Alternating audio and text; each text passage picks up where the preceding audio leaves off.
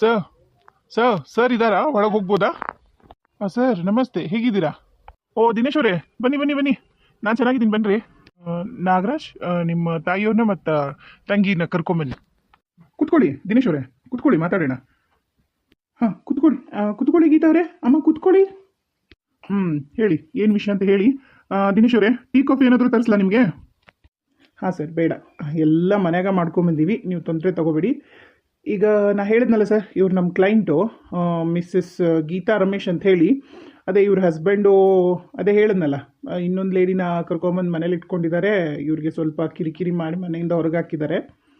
ಈಗ ಆ ಲೇಡಿ ಏನು ಮಾಡಿದ್ದಾರೆ ಅಂದರೆ, ಇವರು ನನಗೆ ಈ ಥರ ದೌರ್ಜನ್ಯ ಮಾಡ್ತಿದ್ದಾರೆ ಅಂತ ಹೇಳ್ಬಿಟ್ಟು ಪೊಲೀಸ್ ಸ್ಟೇಷನ್ಗೆ ಹೋಗಿ ಕಂಪ್ಲೇಂಟ್ ಕೊಟ್ಟಿತ್ತು.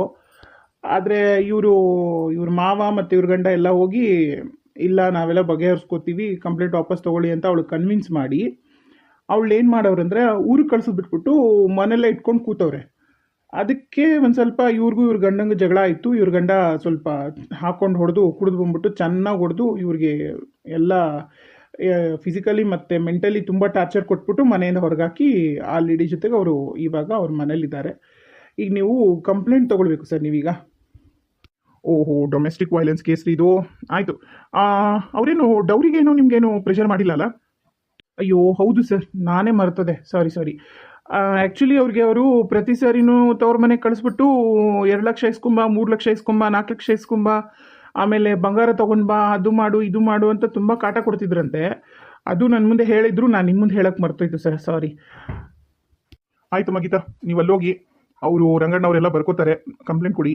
ನಾವು ನಿಮ್ಮ ಗಂಡನ ಕರ್ಕೊಂಡು ಬರ್ತೀವಿ ಸ್ಟೇಷನ್ಗೆ. ಆಮೇಲೆ ನಿಮ್ಮನ್ನು ಕರೆಸಿ ಮಾತಾಡ್ತೀವಿ. ನೀವಿನ್ನು ಹೋಗ್ಬೋದು. ಸರಿ ಸರ್, ಹಾಗಾದರೆ ನಾವಿನ್ನು ಬರ್ತೀವಿ. ಮತ್ತೇನಾದರೂ ಅಪ್ಡೇಟ್ಸ್ ಬಂದರೆ ದಯವಿಟ್ಟು ಇನ್ಫಾರ್ಮ್ ಮಾಡಿ ಸರ್, ಆಯಿತಾ? Okay sir, thank you so much.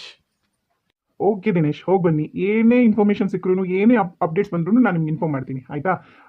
ಅವ್ರು ಕರ್ಕೊಂಡೋಗಿ ಅಲ್ಲಿ ನಿಮ್ಗೆ ಗೊತ್ತಲ್ಲ, ರೈಟ್ರ್ ಹತ್ರ ಹೋಗ್ಬಿಟ್ಟು ಕಂಪ್ಲೇಂಟ್ ರಿಜಿಸ್ಟರ್ ಮಾಡಿಸಿ ನೀವು ಹೋಗಿರಿ. ನಾನು ನೆಕ್ಸ್ಟ್ ಏನೇ ಫರ್ದರ್ ಏನೇ ಬಂದ್ರೂ ಇನ್ಫಾರ್ಮೇಷನ್ ನಿಮ್ಗೆ ಅಪ್ಡೇಟ್ ಮಾಡ್ತೀನಿ, ಆಯಿತಾ? ಓಕೆ, ಬಾಯ್.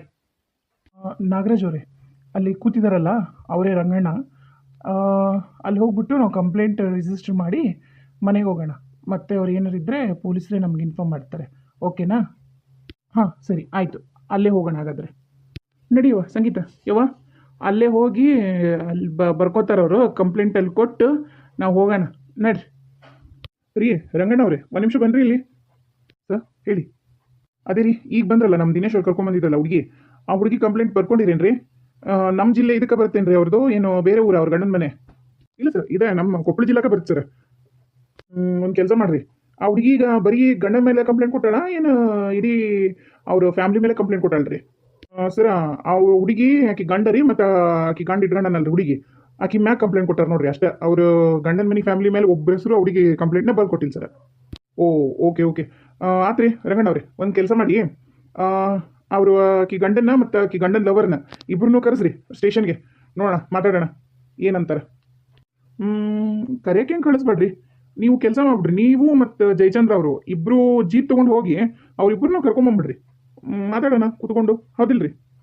ಆಯ್ತು ಸರ್. ಇವಾಗ ಹೋಗ್ಲೇನ್ರಿ, ನಾಳೆ ಹೋಗ್ಲಿ? ಹೌದಲ್ರಿ.